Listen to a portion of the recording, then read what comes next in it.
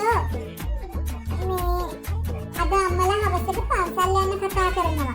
මං යනවා කියලා කියන්න ගත්තේ. මොකද්ද? දැන් තමයි කාගෙන් අහලා තමයි පන්සල් යන්න කාගෙන්නේ? ආ පන්සල් යන්නේ. මොකද්ද ඒකේ තියෙන වැරද්ද? දැන් මට පන්සලකටවත් යන්න බැයිද? අනිත් අම්මා කතා කරාම මං බෑ කියන්නේ කොහොමද? අම්මා නෙමෙයි හලෝ කවුරු කතා කරත් තමසේ මගෙන් අහන්න තෝ යන්නේ නැහැ කොහෙවත්. අම්මට මොකක් හරි බොරුවක් කියලා බෑ කියනවා. මම අම්මට මොකක් හරි බොරුවක් කියන්න. ඒක නෙමෙයි. ලබන මාසේ අපේ අක්කගේ වෙඩින් එක. ඒක දෙවන මනමාලට එන්න කියලා අක්කා මට බල කරනවා. අනේ ඒකටවත් මට යන්න දෙන්න.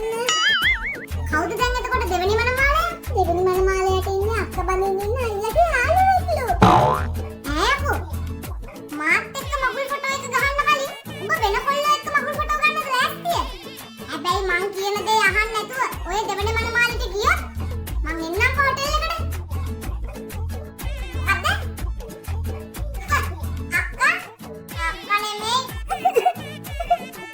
හරි මං අක්කට කියන්නම්. මට දෙවෙනි මනමාලට එන්න බෑ කියලා.